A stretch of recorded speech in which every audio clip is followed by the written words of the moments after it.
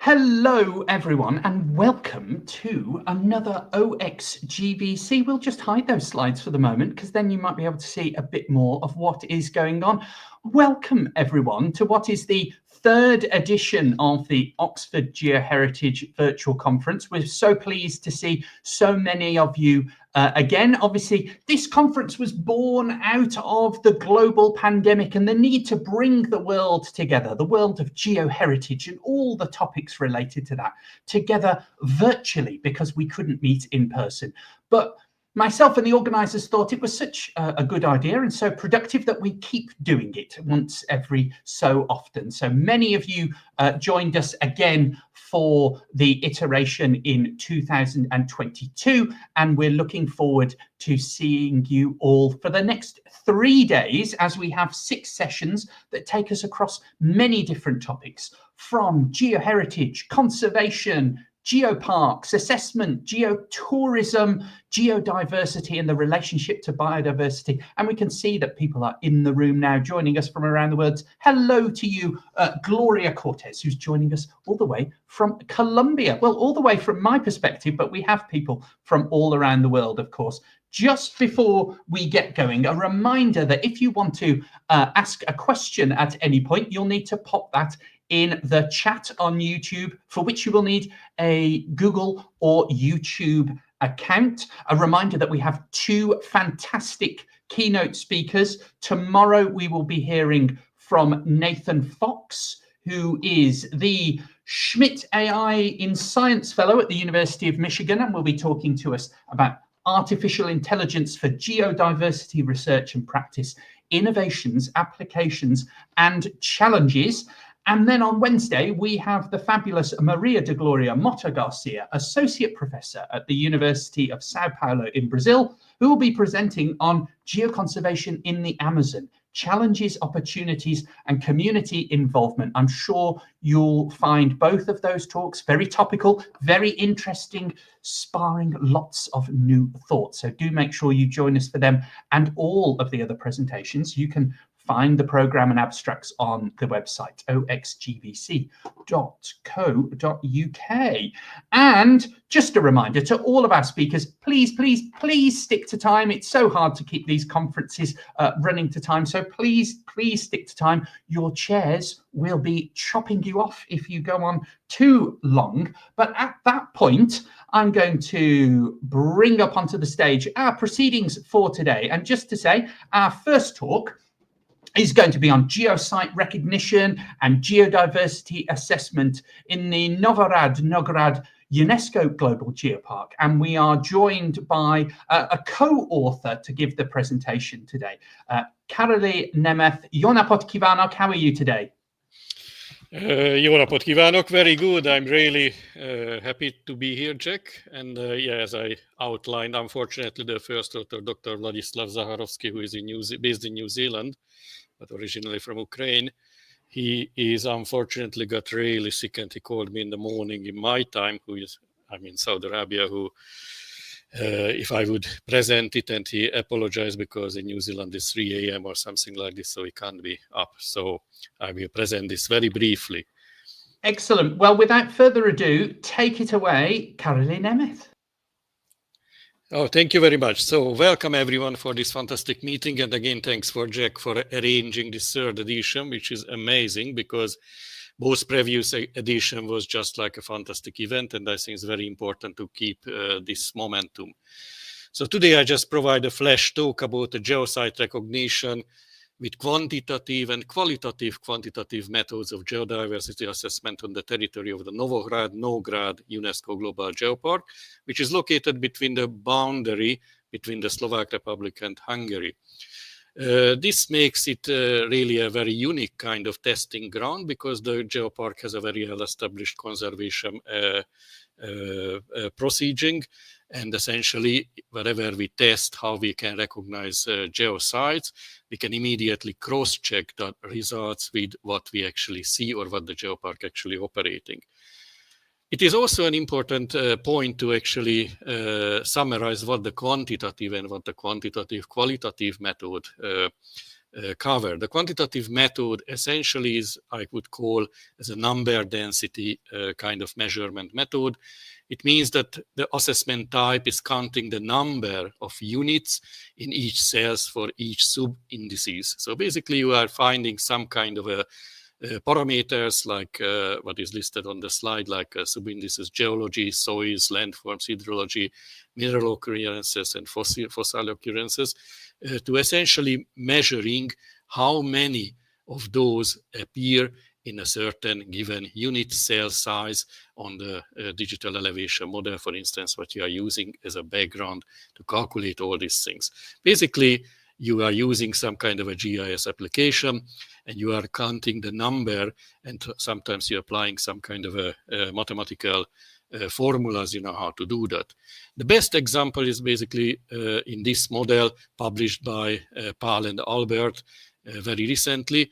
They are really the front runners of this method, and they essentially even produced a QGIS plugin to do this relatively easy and simple way. So we've done this, and you can see that this is the area of the geopark, and we can see the very dark colors. Those are where the geodiversity estimates yielded high numbers.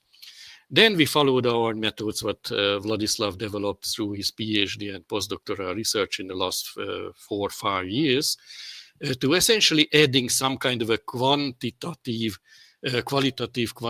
kind of approach to this method, not just purely counting the number of those geological or geoheritage kind of elements, but also assigning some sort of valorization of value for them. Of course, you can say that this might be a subjective way to do, because essentially, if somebody has a sedimentological background, valuing sedimentological features higher degree than, let's say, volcanic features and vice versa.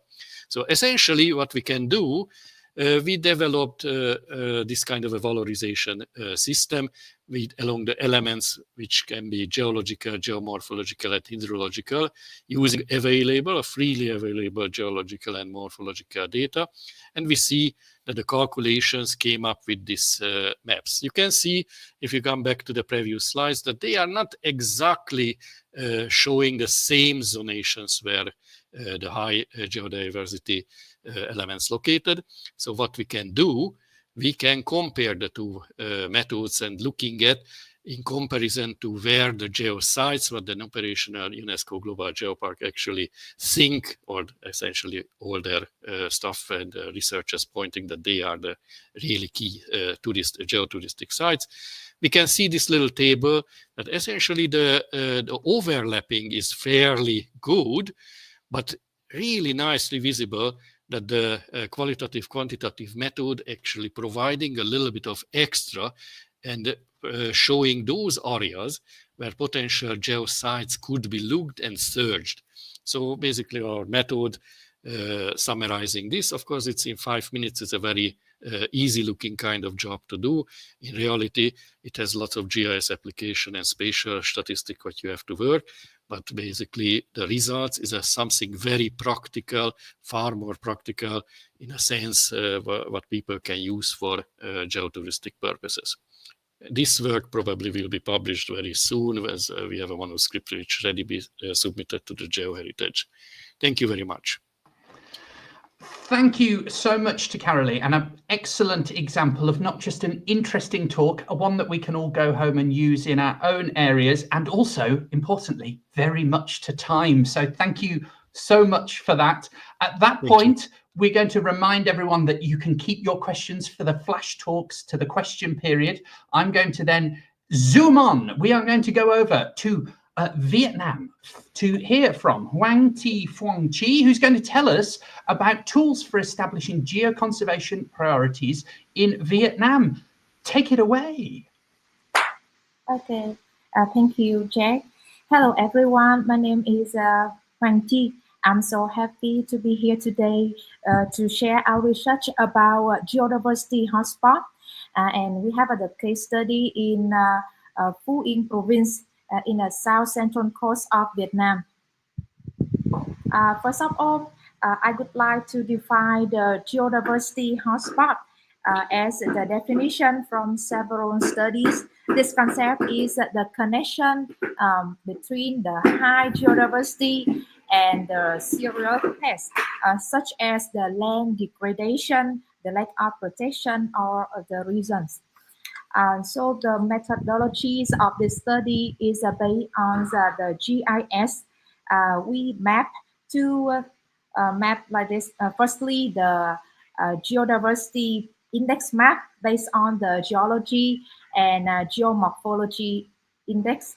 And secondly, the threat map we based on the land use type and the risk from the nature and anthropogenic activities. And then we combine two maps to have a geodiversity hotspot. And in this map, here the map of geodiversity hotspot of Tuy An district and Sông Cầu town. In this map, we can point out the hotspot has the hot colors from the orange to the red one in the middle part of the study area. In this case study, we already published several geoscience, such as the columnar basin in the Gandaya coast is the rarest geosite about lithology. Or Gandan coast is a representative the coast of lithology geosite. Or Olang Lagoon is the rarest geosite about geomorphology. Or some geosite like this. But actually, we just focus on the coast and some famous destination for tourism. But now, with this geodiversity hotspot, we can figure out the park here has the rich diversity in geology and geomorphology also. And maybe next few trip, we can discover more about this area. So the last thing I would like to share how we can use the geodiversity hotspot. First of all, we can recognize the potential geosite that the field trip we cannot we cannot inventory all of them. Secondly, we can categorizing the conservation levels. Based on the two maps from the geodiversity index and threat index, we can classify into different conservation priority. Some area may be suitable for sustainable tourism, while others require strict protection. And we can support the local management in land use planning also. And the challenges in geodiversity conservation in Vietnam is that currently we don't have the policy conserve the geoheritage. We just mainly focus on the biodiversity. So many geosites are deteriorating due to neglect. And the second thing I think is based on the rapid tourism growth and quarrying and urban expansion. And the challenge is how do we balance conservation with economic development? And what we propose from this study, so we can give the management policies and the second things we can propose is sustainable geotourism, especially in a geopark. And the last thing is raising public awareness and education. Okay, that's all of my presentation. Thank you very much.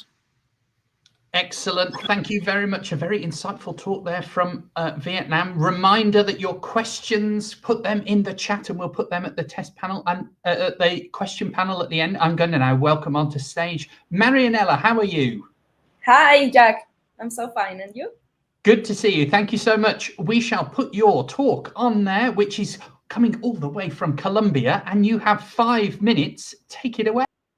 Perfect. Hello, everyone. My name is Marianella Vargas, and I work in the Colombian Geological Service. Today, I am pleased to present Beyond Science, a qualitative methodology for geological heritage valuation in Colombia. Well, since last year, we have adopted a new methodology to assess geoheritage. This approach considers three values. First, scientific value, which is the primary aspect as it typically determines what qualifies as geoheritage. Second, educational value, related to a site's current or potential use for formal and informal education. Third, cultural value, which is not as commonly assessed and cannot be quantified. This methodology is qualitative as each value is supported by an argumentative analysis of specific criteria. Moreover, it aligns with the international standards set by IUGS and UNESCO, both of which promote this approach. Well, I won't go into detail on the scientific and educational criteria as they are widely used. Instead, I will highlight the cultural criteria which introduce an innovative perspective. Association with historical processes. This criteria assesses whether a site has played a role in shaping history. For instance, the 1985 eruption of the Ruiz volcano is globally remembered for the devastating mud flows that destroyed the town of Armero, which was relocated sometime later. This event is considered the second largest volcanic disaster of the 20th century and was a turning point in volcanology. It highlighted the urgent need to advance geological research, adopting an approach that includes communities. Artistic references. This criteria considers whether a site has inspired artistic works. A great example is this beautiful watercolor of El Peñol de Guatapé, originally painted by Henry Price during a national expedition to recognize the Colombian territory called the Comisión Coreográfica. Landscape. This evaluates whether a site is an essential reference in territorial recognition. The Chicamocha Canyon, for instance, is a geographic landmark of the Santander region, recognized both nationally and internationally. Symbolic aspects. This refers to the significance a community assigns to a site, fostering social appropriation, cohesion, and identity. A great example is Cerro Tusa, a natural pyramid which is featured in the logo of the National Federation of Coffee Growers of Colombia.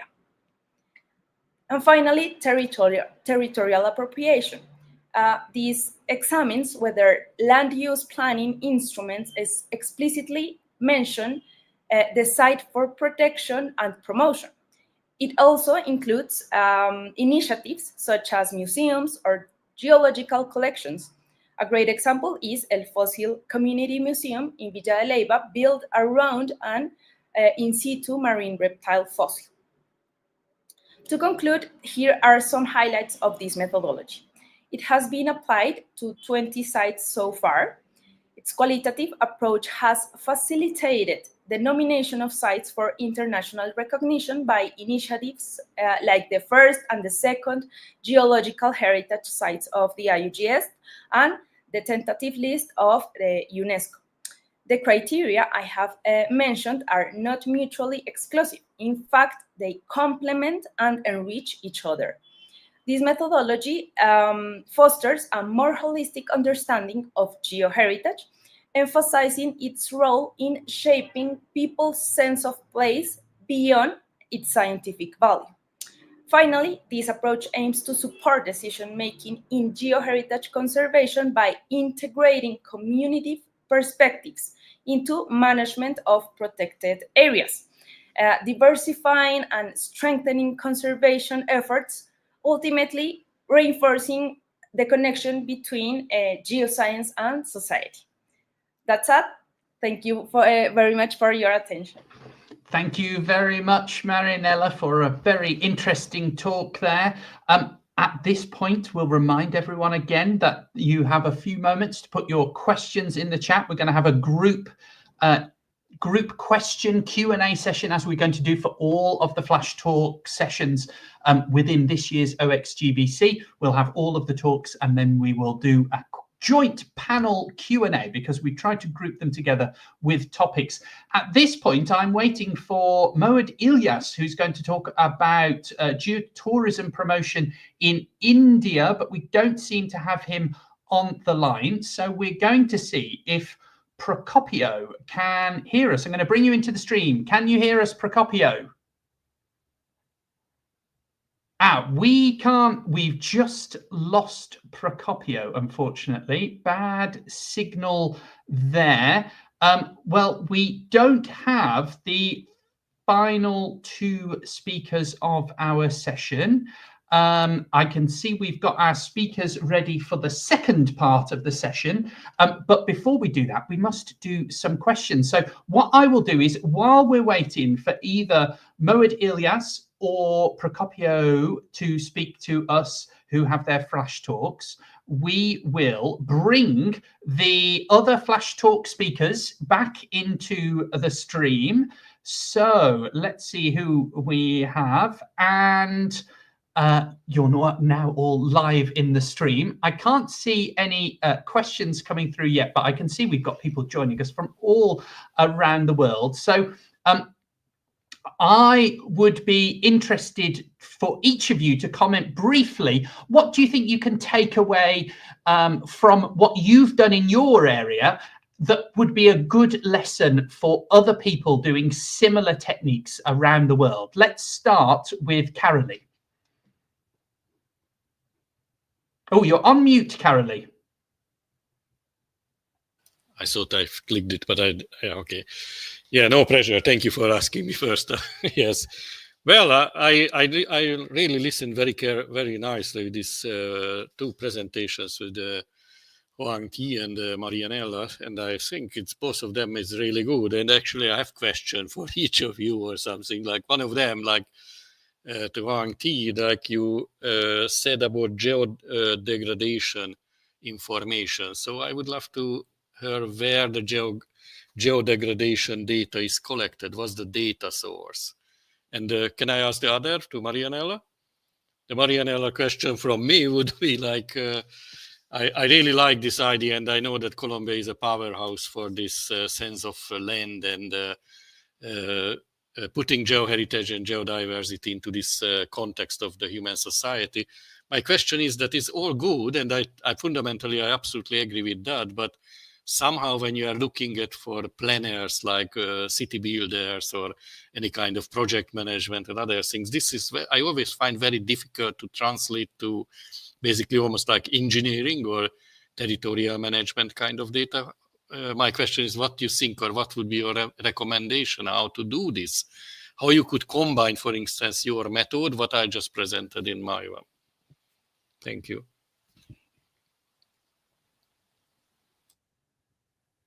Marianella, do you want to go first?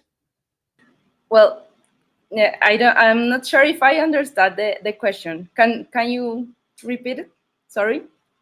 Oh, sorry. The question was very simple. That how would you translate your method to, let's say, using all this information to provide a map for, let's say, planners like urban planners or road construction companies or mining companies, for instance, in Colombia. So how you can actually translate all those fairly, what should I say, it's difficult to translate kind of information to those format what, let's say, engineers could use for territorial planning.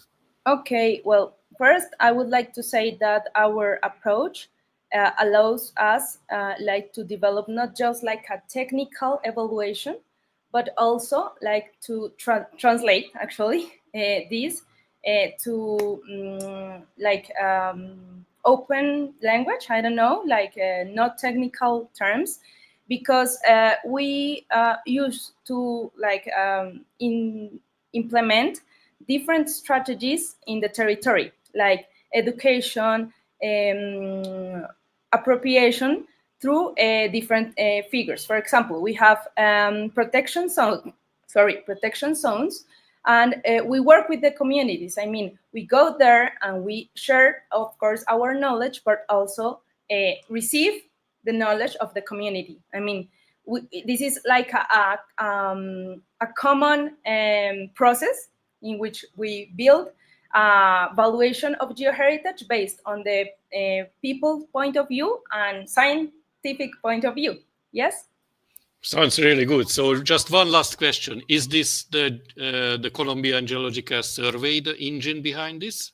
Yeah. Or, okay, yes, so it is. Okay, yes. We are like the national entity in charge of recognize, declare the geoheritage, and we work with also the communities of all the country. Thank you. Mm-hmm. You're welcome. Right, at that point, I can see that we have Moed Ilyas ready to talk, but what we will do is we will give Moed a few moments to prepare. We'll do another question. Moed, can you upload your talk in the background using the present button at the bottom there? And while Moed is doing that, we will do some very quick questions. We are going to go over to Lucy, who asks to Huangji, which threats to geoheritage are actually the most important and necessary to resolve? Which are the threats that are the ones that need the focus?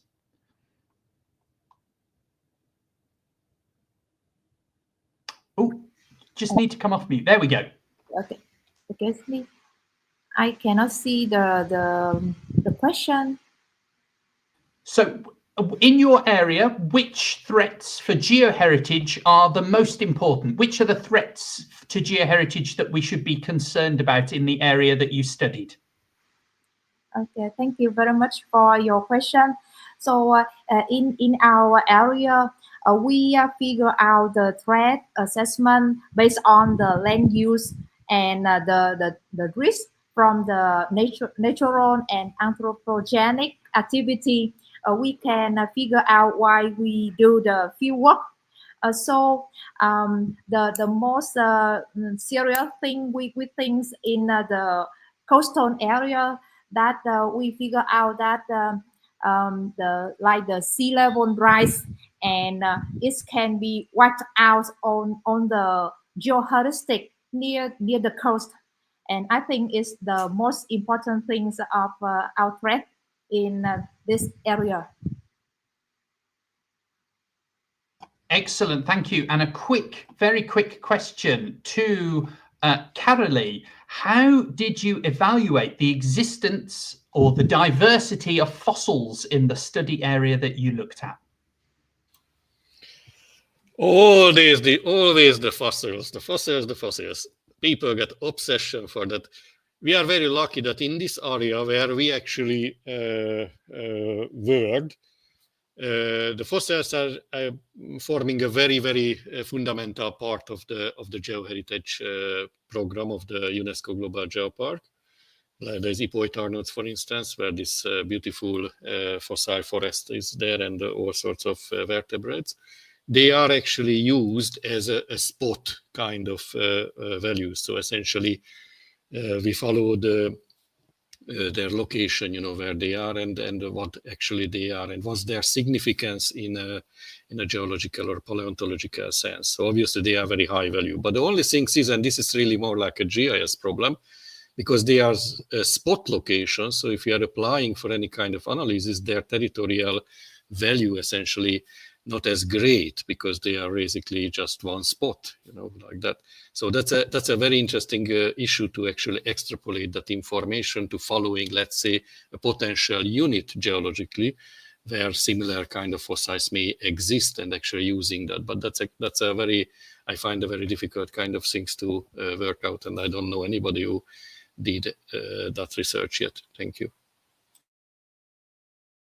Excellent. Just a reminder to Moed, who is waiting in the wings, if you could upload your talk using the present button at the bottom of your presenter page.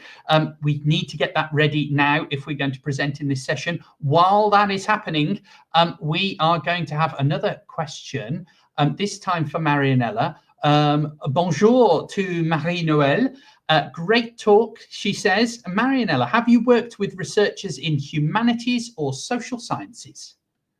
Yes, of course. Thank you for that question. Actually, we are a group of multidisciplinary people. I mean, we have two people that work in the Cultural Ministry of Colombia, and they have a lot of experience on those topics. So yes, the answer is yes.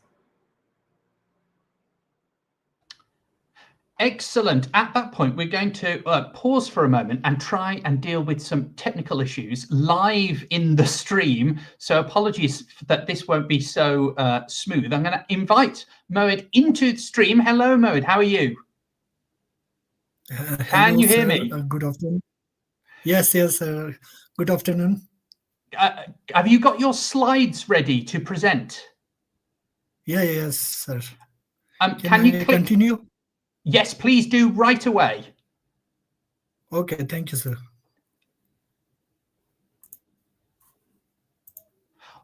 While Moed is getting his slides ready, just a reminder that you can ask your questions via the comments section. If we didn't get a chance to ask your question, you might get a reply in the chat. At that point, we are going to put Moed's slides in there. You have 5 minutes, Moed, to tell us about geopark development and geotourism promotion in India. Very exciting topic. Take it away. Okay, thank you, sir. My name is Mohammad Ilyas, PhD scholar from University of Ladakh, and the title of my topic is Conserving Geoheritage Site for Geopark Development and Geotourism Promotion in Ladakh, India. Introduction. Ladakh, often called the Land of High Passes, is a cold desert region in the northmost part of India, situated in the western Himalayas, an elevation ranging from 3,000 to over 7,000 meters above sea level.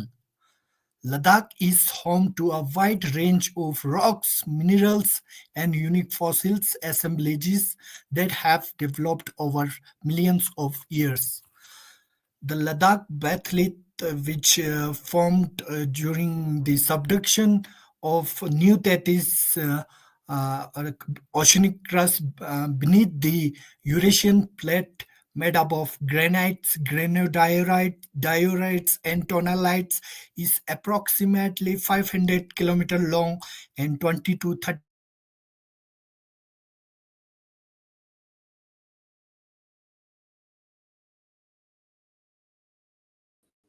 Hello, everyone. Unfortunately, it looks like we've got a connection problem with Moed. We're just going to wait and give him a moment to come back. But thank you, everyone, who's joining us today from all around the world. I can see lots of people who've joined us. We'll just give Moed a few more moments. Just to say, coming up, we have 3 talks, one from New Zealand, one from the Middle East, and one about medieval churches in Eastern England. So in this session 1, we will have zoomed all the way around the world and heard many different geographical areas, but all linked to the wonderful topic that is geoheritage. Unfortunately, as is always the way with anything technical and online, there are always problems. And unfortunately, we have lost Moed from the line. What we will try and do is slot Moed into the timetable elsewhere, as we will with Procopio, who was going to speak to us about the convergence of geoheritage and culture within the Bohol Island UNESCO Global Geopark, who was also having some connection issues. So we actually have a few more minutes before Ilmars's talk. And I saw that there was another question. So I'm going to, if it's okay, invite Marianella back onto the stage, because we have a question from Maximilian Kaiser, who asks, from your experience, how much might sites identified based on their cultural relevance to local people benefit in regard to being promoted and protected by the local population itself? What do you think about that question? Okay, well, in my opinion, the conservation of these sites, which have been identified by their cultural value, well, actually facilitates in most cases their conservation, because it shows that there is a link, between people and these places. I mean, we want to actually promote this appropriation from protection zones in which management plans are built with the communities. So this is like a favor point. I don't know how to say that. Like a positive point to implement strategies in the territory when people recognize the importance of these places from their point of view. Excellent, excellent. Thank you so much to Marianella. Thank you also to all of the other flash talk speakers we've had at that point. We are going to try our best to try and include Moed and Prokopios talks later in the sessions, maybe today, maybe in the coming days, but we'll do what we can, because it can't be their fault that they've got connection issues. These things just happen. Thank you to everyone who's joining us around the world. I can see we've got friends joining from Colombia, Finland, Brazil, Portugal, Czechia, Taiwan, and many people joining from Hungary. The wonderful Professor Grew is joining us from Maine, and we have people from the UK and elsewhere as well. So thank you for joining us. At that point, we will go on to the second part of our session, where we have three slightly longer talks. Just a reminder to them, they have a maximum of 14 minutes, but if they could keep it slightly shorter, then we'll have time for some questions. A reminder to everyone at home who's joining us, write your questions as you're thinking, and then I can have them ready to pop them up on the screen and put them to the speakers. We're going to first go to and hear about the New Zealand greywacke. So I'm going to invite Ilmars onto the stage. How are you, Ilmars? Oh, you're muted for the moment. You might just need to hover over your little avatar on the bottom of the screen where you can demute yourself. Oh, but Ilmars is just... Here we go.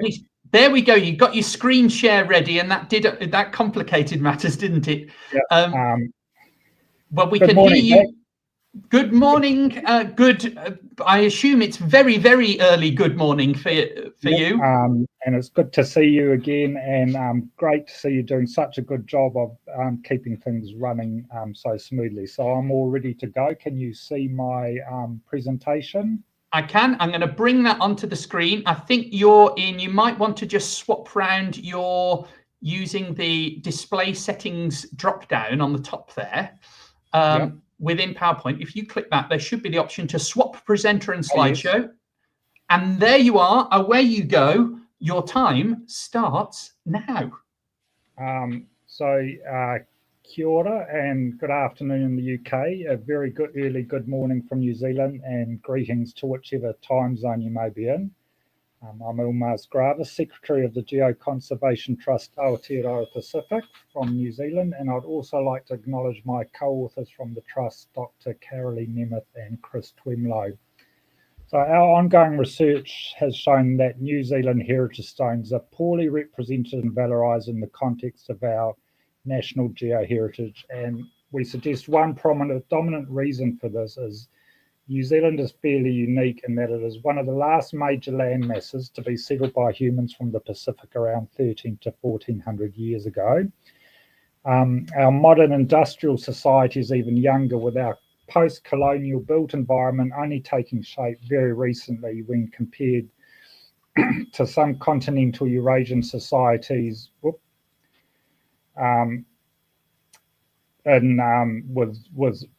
some continental Eurasian societies with multi-century histories of stone extraction and use. Acknowledging and considering this unique history, we've selected 3 stones for inclusion in the IUGS second 55 Heritage Stones series. Our first stone submitted is the Ongatiti Ignimbrite, a commercially marketed as Hinawera natural stone.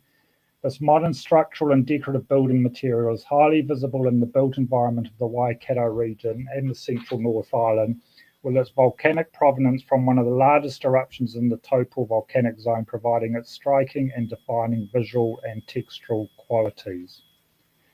Our second stone is the Coromandel granite, a quartz-rich tonalite extracted for a period in the early mid to 20th century, occurring at a singular and rare geological formation on the Coromandel Peninsula of the North Island.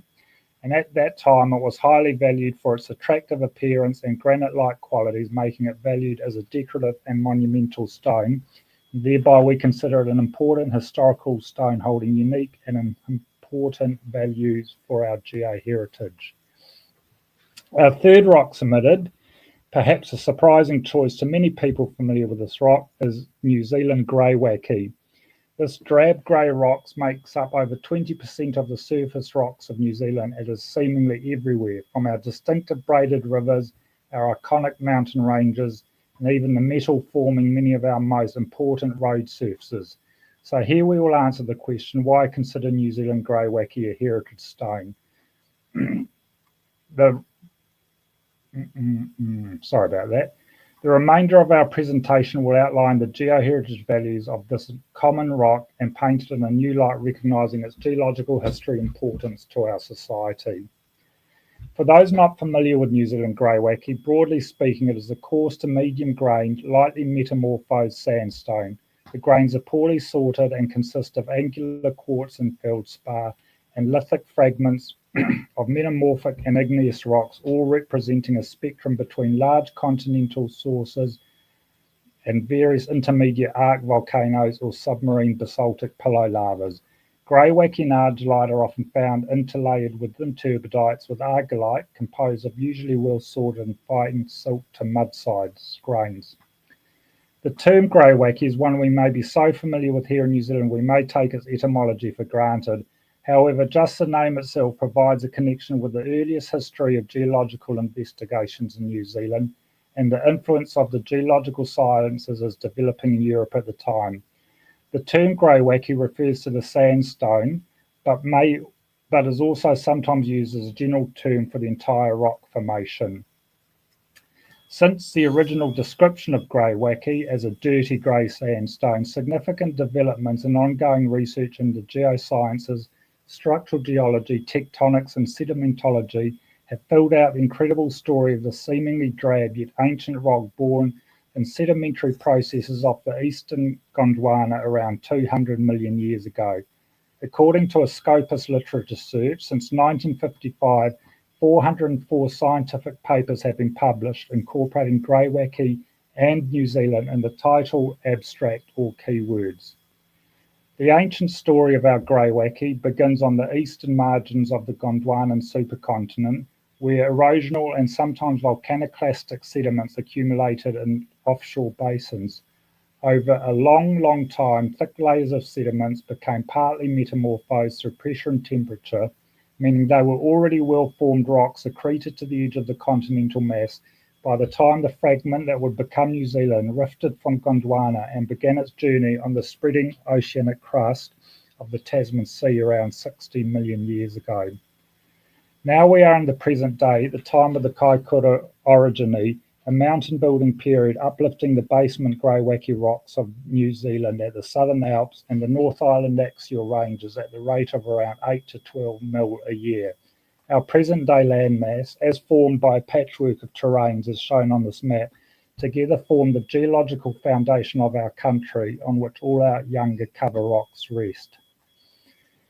The high-level stratigraphy shown here as a simplified cross-section of New Zealand effectively shows our basement rocks, grouped together and named as the Austral superprovince, recognising the geological story that binds present-day continents of Zealandia and Australia as recorded in the geochemistry and structural geology of our greywacke terrains. While the name greywacke suggests a homogeneous rock with identical qualities from place to place, we in fact see a great deal of variation on the small to large scales. Each variation in qualities such as grain size, mineralogy, and geological context tells its own unique story of erosional and sedimentary processes, metamorphic parameters, and larger scale subsurface and surface geological processes occurring over a range of time scales. Today we can see the rocks of our own continent subject to weathering and erosion, broken down to sediment and transported offshore, where in time it may become the greywacke of the far, far distant future. In a way, extrapolating Charles Lyell's geological maxim, the key to the present and the past, so we can also say the key to the future is the present. While many of our iconic and mountainous landscapes are formed by greywacke, this has made some of our most important road networks subject to the instability of an ancient, fractured and sheared rock subject to relatively high rates of uplift, oftentimes high rainfall and the effects of freeze-thaw weathering. Highly weathered and mineralized greywacke, exposed to surface processes, is sometimes referred to as rotten rock, acknowledging its fragility and place on the spectrum of transformation from rock to sediment. Keeping some of New Zealand's most significant transport corridors is a challenge drawing on extensive geoengineering knowledge and practices and civil engineering. For example, when the 2016 Kaikoura earthquake closed the South Island Coastal Road and Rail Corridor, in the case of the Manawatu Gorge in the lower North Island, the highway through the gorge has been permanently closed due to continuous mass movement within the tectonized greywacke interbedded with argillite. Starting with the earliest evidence of the importance of greywacke to our society, lithics of a particular hardness and shape were valued by Indigenous Maori due to the ability to be readily fashioned into tools and weapons, with specific argillites and finer grained greywackes able to hold a polish and be sculpted with edges. Active quarrying was very limited, but they became highly skilled in selecting and fashioning suitable lithics into useful and practical objects. The first uses of greywacke by European settlers took advantage of nearby sources, often a river, with some of the earliest colonial stone buildings in New Zealand made of greywacke. However, as other stones became more readily available and practical, greywacke fell out of fashion due to its often jointed and structurally weak nature. However, it has proved indispensable as the basis for much of our infrastructure, with aggregates essential for massive civil construction projects and a major component of our concrete. Greywacke is one of the most commonly mined products today, with the Hanua Quarry in South Auckland, the third largest quarrying operation in the country. The quarry for extracting greywacke was first established here to take advantage of a natural outcrop of greywacke shown on the left in 1925. Today, 600 truck movements take place in the quarry daily, seen above on the right, with around 3 million tonnes of aggregate per year being extracted. Development of this operation has reflected industrial development and increased efficiency in operations due to larger and more efficient machinery and extraction techniques. Some of our most iconic and instantly recognisable alpine landscapes are formed of greywacke, as seen here at the tallest ranges on the left, the mountain range which has given its name to the tallest terrain. Also formed of uplift tallest basement rocks is Aoraki Mount Cook, seen here on the right, the tallest peak in the country and a significant tourist and alpine destination. Many of our premier wine growing regions are based on gravelly soils, often sited on fluvial plains where greywacke gravels have been deposited many metres thick, forming stony soils ideal for wine growing, and many wines readily highlight the influence of greywacke-dominated landscapes in their marketing. According to the Greywacke Wines website, greywacke is the Marlborough label of the Judd family and the name of New Zealand's most abundant bedrock. These understated grey river stones are found throughout Marlborough's rivers and alluvial vineyards. So thank you for taking the time to share in the story, and I'll leave you with this question. While greywacke is often informally referred to as New Zealand's national rock, is there a case for officially recognising greywacke as our national rock? I would also like to acknowledge the work of the IUGS Commission on Geoheritage and the awesome team behind the ongoing Oxford Geoheritage Virtual Conference. Once again, it's been a great part and a real pleasure of contributing to this worthy event. Thank you. Thank you so much to Ilmaz. We had so much in that talk. We did geology, geoheritage, we had a bit of disaster risk reduction, we even had wine. Fine talk. Cheers. if it's got early wine for wine here, but cheers. And it's a more appropriate time of day for you to have wine than for others. I suppose I remind everyone at home, if you've got any questions, do put them in the comments now, or you'll miss your chance. But I was going to ask you, I suppose, what step next for the recognition, the national recognition of this? Do you foresee yourself engaging with the legislature, for example, in the same way that other jurisdictions do if they're appointing a national fossil? Yeah, great question, and it just makes me think back to something that one of your previous speakers said, and something that we're very kind of aware of here in the Geoconservation Trust. And one of the reasons for our existence, I guess, is our conservation estates tends to be very biotically influenced. And as some of you might know, we kind of have a national bird, which is considered the kiwi. So really, to be honest, I only put that question to myself as I was winding up the finishing touches on my talk. And I think it's early days, but perhaps even just a campaign to create a New Zealand national rock would be a great way of highlighting geoheritage in our country.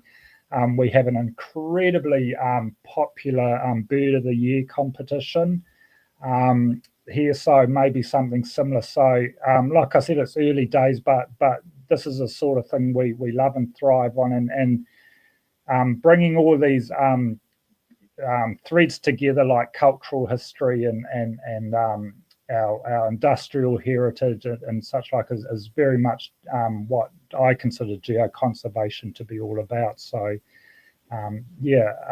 what next? This has been a great start. Just start spreading the word and see what sort of response we get. Absolutely, and perhaps a fantastic little political campaign to run around International Geodiversity Day, which is coming up on October the 6th. A good opportunity to good engage. Point. And thanks for pointing that out. Gives us plenty of time to plan something along with my colleague there, Carolee. There we go. Right, at that point, we're going to say thank you again to Ilmaz. Thank you so much. A fantastic talk. And I'm going to invite Kenta onto the stage. Welcome, Kenta. How are you? How are you? Very good. And there is your talk. You're going to be presenting to us on geoheritage research in the MENA region, a critical review. Very much looking forward to this. Take it away. Well, thank you so much, Jack, for inviting and organizing the conference. And this work I'm presenting right now is the work that I've been doing together with Professor Ian Stewart. We were working together at the Royal Scientific Society in Amman, Jordan last year. My PhD work had been researching on geoheritage conservation in the UAE and Oman, and in Jordan. Together with Ian, we've been working to broaden the scope to the entire MENA region to see what's been done and how we move forward. So just to give you a little bit of background, of course, we all know about the World Heritage Sites and the global geoparks when we're talking about geoheritage. But when you look at these maps of designated sites, the Middle East and North Africa region is largely lacking. The sites that have been inscribed so far for the World Heritage status using criteria 8, the geological criteria, Lut Desert in Iran, which was inscribed in 2016, and Wadi Hitan in Egypt, which was inscribed in 2005. There are 3 global geoparks in Iran and 1 in Morocco, but now there are rumors that there will be a couple from Saudi Arabia being established in this year's meetings. And it's just a timing at which really geoparks and the geoheritage conservation is growing in this region. So we decided to do a little study to look at what's going on, because although there is a lot more advancement in geoheritage conservation in the region, there's very little regional development, regional efforts in terms of reviews or working groups, etc., in order to work together as a region and looking at what's been done in this region. So we did this literature review, a systematic review, to look at the progress of geoheritage research in this region and the trends in geoheritage research, what has been done, what needs to be done, and so ways forward and opportunities for the future to more effectively relate the research into the conservation of sites in the future. So without further ado, I'll just show you some of the results. We found 143 publications on geoheritage from about 2005 to just last year. So the cut line of this research is September 2024. So we're not including anything after that. But in terms of the number of the studies, Morocco leads with 41 studies, followed by Iran with 36, Egypt with 24, and Saudi Arabia with 15. And it's actually quite magnificent to say that 84% of the studies have been published since 2017. And when you think about what 2017 was, is that it's the year in which the first geopark, the global geopark in Iran, the Keshem Island Geopark, was inscribed onto the global geopark list. So that seems like it was a very big impetus in the researchers in this region finding value and motivation to conduct research on geoheritage in this region. And if you look at the locations of where these sites are, so you can see a lot of the studies being done in the countries that I mentioned, and the dots are the exact locations of the case studies in studies where a specific location was focused on. And I really want to emphasize the fact that these dots are not only located in big cities, especially if you see Morocco, you can see a lot of the internal inland locations, as well as in Iran and Egypt as well. But it really shows the potential for geoheritage to lead to community development and rural development in this region. And that's really exciting. But now I'd like to look a little bit further into what sort of studies have been done and where they've been published. So in terms of the publication source, I think geoheritage, as we all are used to seeing the geoheritage research published, it really dominates the field at 48%. On the other hand, it's quite interesting to note that there's very little representation of these geoheritage related papers into general heritage related journals. So we are, the research field in the Middle East has been sort of limited to the geoheritage field. So it's kind of like creating this Galapagos effect in the type of research that's being done, in my opinion. And there are some other journals that are gaining popularity. There's the International Journal of Geoheritage and Parks that was established in 2020, and Geoconservation Research that was established in 2018. But overall, geoheritage has been really the main source of the growth of geoheritage publications. And in terms of the type of studies that's been done, I just want to categorize them using these 5 stages of geoheritage conservation, as mentioned by Jose Brilla in his study in 2005, and it has been re-mentioned in 2016. So it starts with inventory, quantitative assessment, conservation, interpretation and promotion, and monitoring. A lot of the studies focus on the inventory of the sites. So 80 of them focus on the inventory. And then assessment has been done by 61 papers. And a lot of the times, the inventory and assessment has been done in the same paper as well.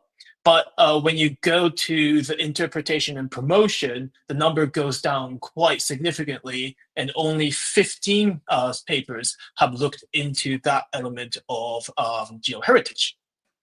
And what's really interesting is that of these 15 studies, only 13 of them use input from the wider public through focus groups, interviews, questionnaires, and stuff like that.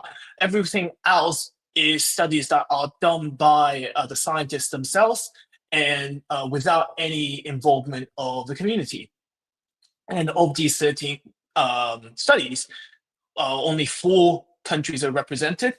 And the 4 countries include the big players in publication of these papers. So Iran, Morocco, Egypt, and UAE. And what's quite significant about it is that Iran has had 9 studies with this wider public engagement. And the other countries, Morocco has 2, Egypt has 1, and the UAE has 1. And that kind of shows how unbalanced in terms of the key stages of geoheritage conservation that's been focused by these studies.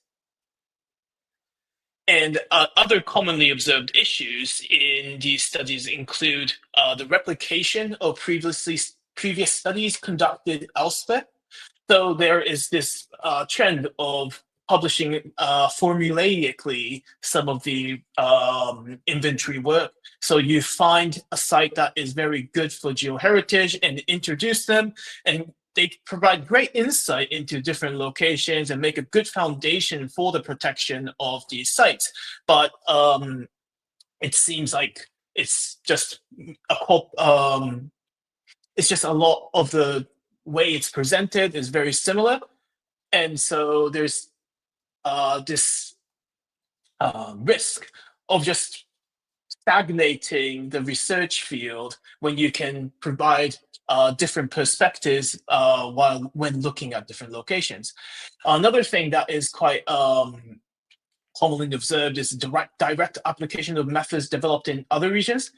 This is something that I looked into quite a bit through my PhD of creating regional variations of evaluation methods and etc. For geoheritage conservation. And it indeed showed that in very different cultural contexts, different versions of valuation methods that are more grounded to the regional context is quite important.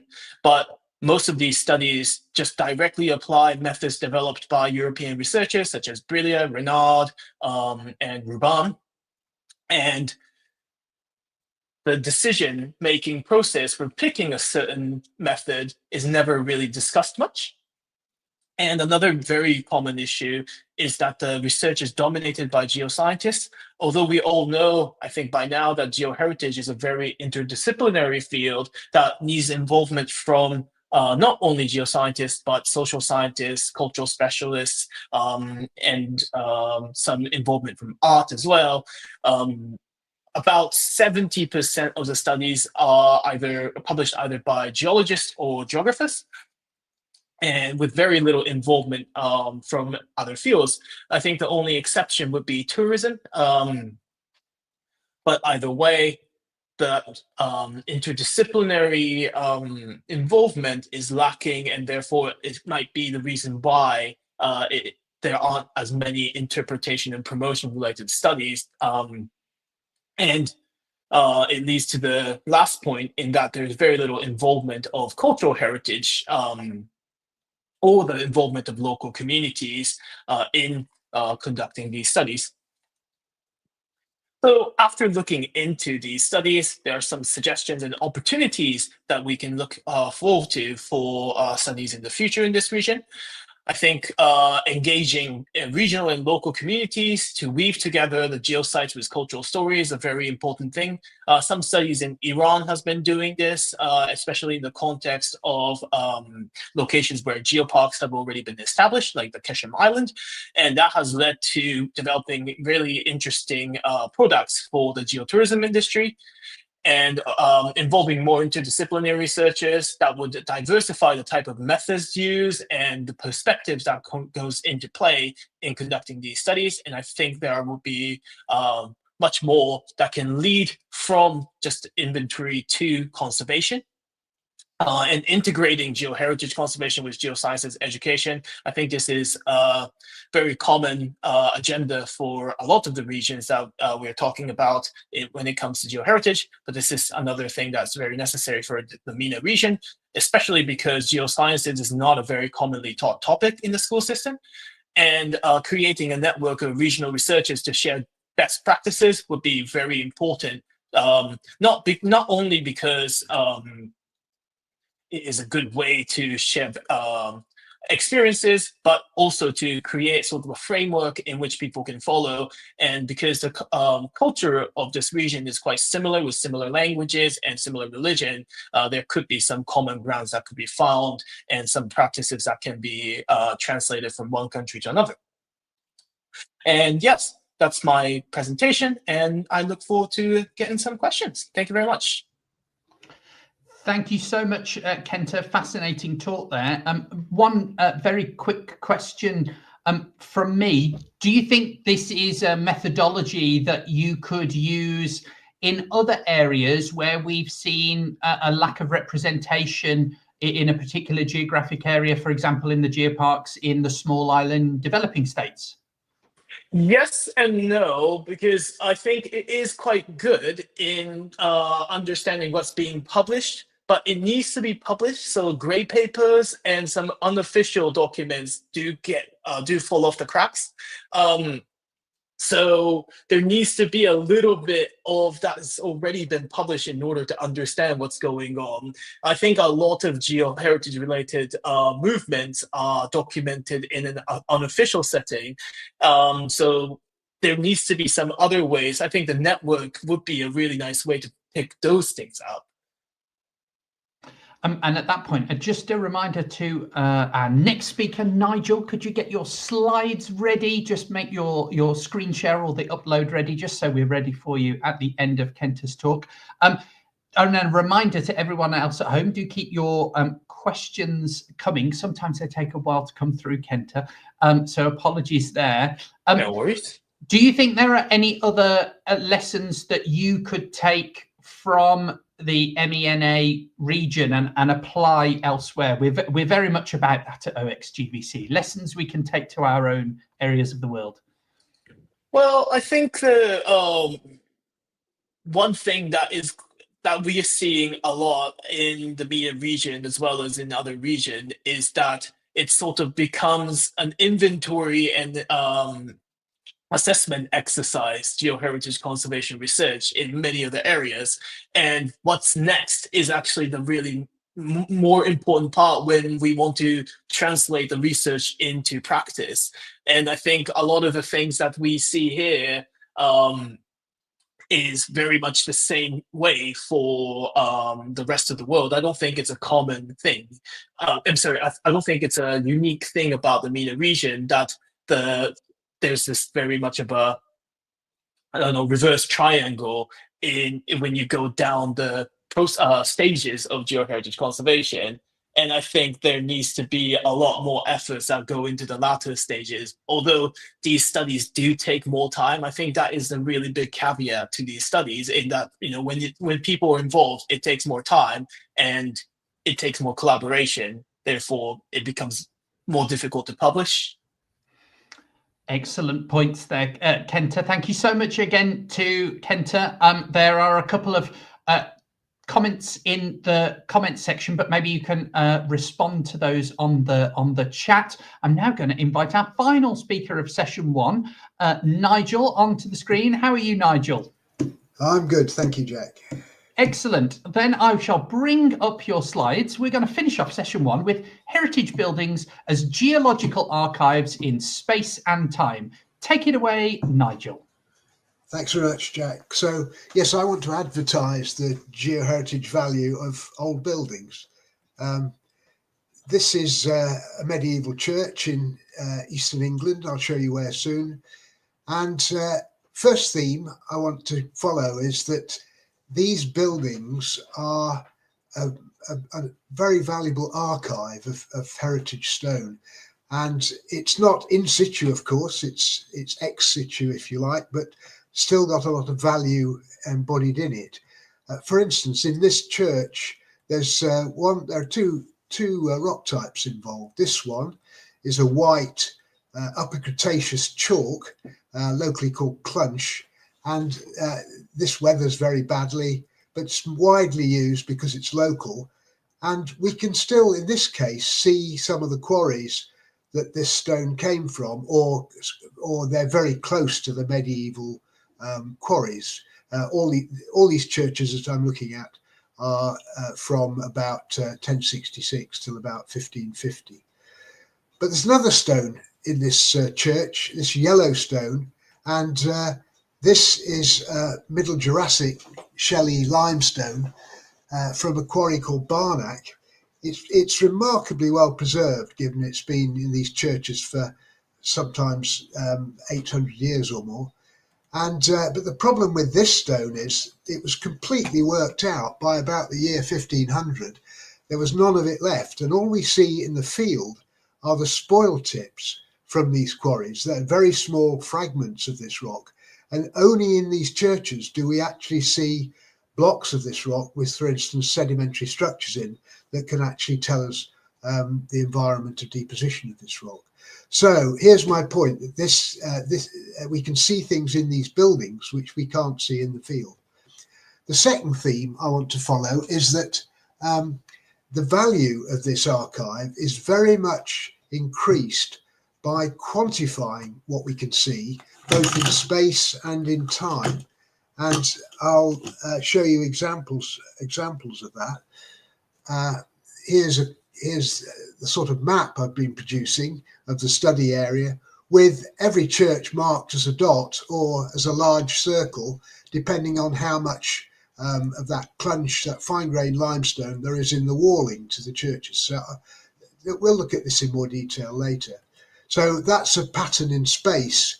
A pattern in time is this graph here. Every decade through the millennium here, we've made an estimate of the volume of stone preserved in these medieval churches, a sample of over 100 churches, and you get a very good pattern of the building activity really involving this Barnack stone through time. I'll show you how we do that. But these are the sorts of results we're trying to get out of this study. And the point is that these methods I'm going to describe could be used on any old building to extract much more information. Here's the regional geology of eastern England.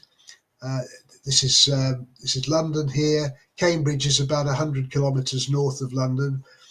The main building stone units are coloured on this map. So going downwards in the stratigraphy, this green is the Upper Cretaceous chalk. This blue is by far the best stone, Middle Jurassic limestones through here, and then there's a lower stone which we see very little on in the church as a Permian stone.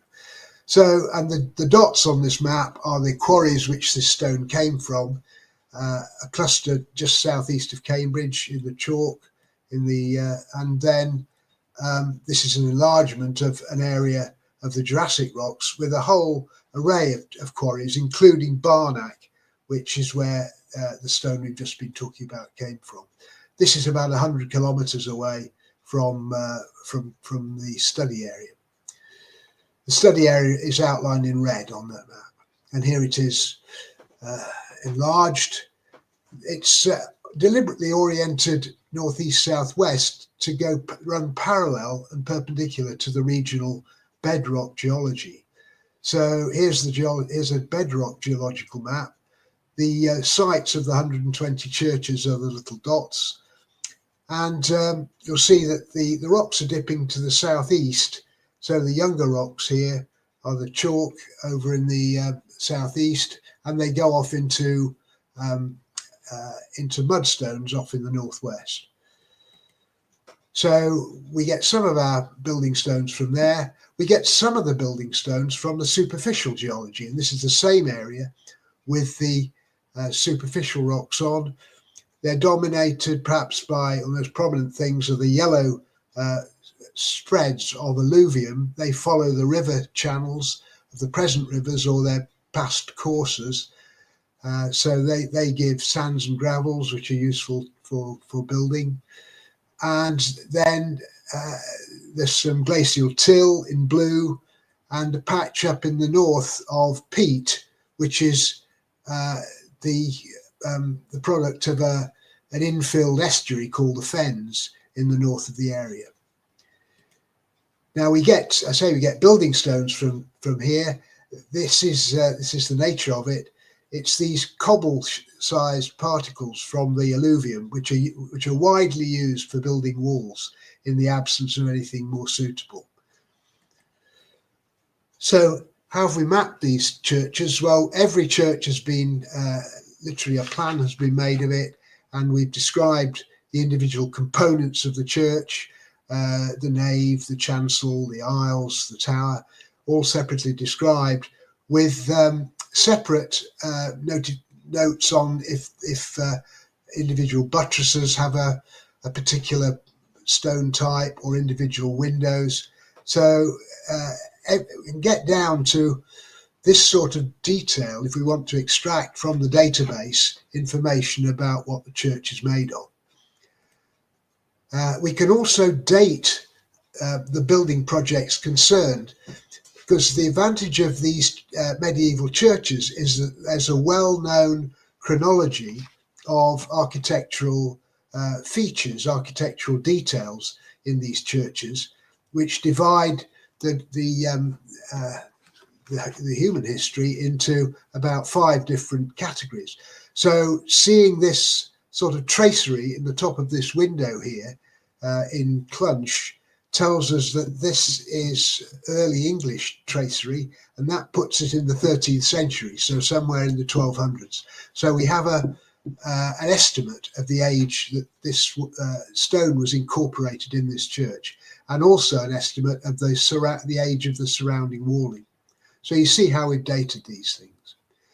So each project can go into a spreadsheet. This is the, say, 15 or 16, I think, building projects, construction or repair in this particular church. And every line is a separate building project. Every column records some component of the data. Stone type at the left-hand side here is important. The grid reference, the location of the church, its name and location in the church, and then importantly over here, to the right, the date of the project given as a minimum or maximum and a minimum age. Sometimes tightly constrained, sometimes just to a century. So what results once we've got it into a spreadsheet, we can then play with these data in all sorts of ways. So here are just some of the examples of the output. Here is a pie diagram of all the stone in the dressings in these medieval churches. That is everything but the walling material. So the windows, the doors, the buttresses, the coins, the string courses, generally all the more detailed and resistant parts of the church.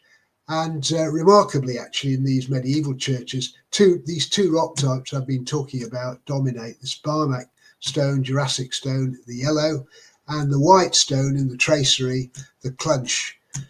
So very little of any other stone. Second example of results. Here's the map we had up earlier with the different size circles showing you the percentage of Clunch in the walls.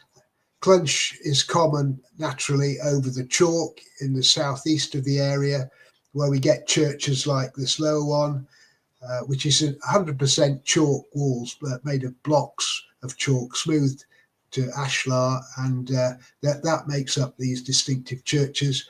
You go only a short distance away from the chalk outcrop, and only rich churches could afford to have Clunch moved even tens of kilometres away. So what dominates in the northwest of the area is this sort of geology. We call this fieldstone. It's these cobbles from the alluvial deposits or from the till made into this rather rubbly walling, but with coins, the cornerstones here, made of the Barnack stone. So these are very typical churches from across the area. And then here's the time component of the study. So we've been able to make these very detailed timelines, bar charts, if you like, 1 bar per decade, where we have an age range of, say, well, we were talking about a window there which was somewhere in the 1200s. If we have no better estimate than that, we have to apportion that volume of stone equally over all 10 decades in that century. So that's how we get this detailed record. But I think it's very good, and it's certain. I think it's probably the best record of church construction projects anywhere in England. I wouldn't venture to go further than that because I don't know the literature, but it's much better than the next best one I found, which is on which covers 2 decades each bar and is much less detailed than our one. It has far less churches involved. So we can pick out all sorts of interesting features on here. The rise of preserved projects. Of course, got to remember there would be many projects probably in these churches which have since been parts of the church demolished and replaced. This is preserved stone, and but from about this peak in the 1300s, this drop off is common to both these records here, and it ends at the English Reformation, the Protestant Reformation, which more or less killed off church building for about 300 years. And we can see much more detailed records in here. This peak, for instance, came about the time of the Great Famine and the Black Death in Europe. And immediately after the Black Death, there's a rapid drop-off of church construction for obvious reasons, that the population had halved, and there was not the manpower nor the wealth to build churches, nor the need to expand these churches. There were some interesting boosts in church building, which come after 2 times here labelled purgatory defined and purgatory redefined. 1 minute left, Nigel. Right, thanks. This was the pre-Reformation church explaining that if you didn't do good works in church building, your time in purgatory would be lengthened. So you can see the sorts of things which we can get out of this sort of study. Just skip that last slide, leave you with the conclusions. Thanks very much indeed. Thank you so much, Nigel, for a very welcome talk on the importance of our built heritage in celebrating our geology. We have time for one quick question. So we're going to go across to Tim, who asks, how do you distinguish Barnack stone from the other oolitic limestones in the field, for example, from Northamptonshire and Lincolnshire? How do you know that the stone in those churches is the Barnack stone? That's a very pertinent question. It's you have to be able to tell these stones apart. They all have they don't all have distinctive features, but many of them do. So I would be able to tell this stone from, say, the Northamptonshire stones. Ketton is much more even grained stone. Weldon has shelter porosity in it. It has a lot of holes in it, and so on. Ancaster up in Lincolnshire has striped diagenetic features in it. That they all have their telltale features, and you have to get to know these by getting your eye in. Like, it's just like doing a regional fieldwork study.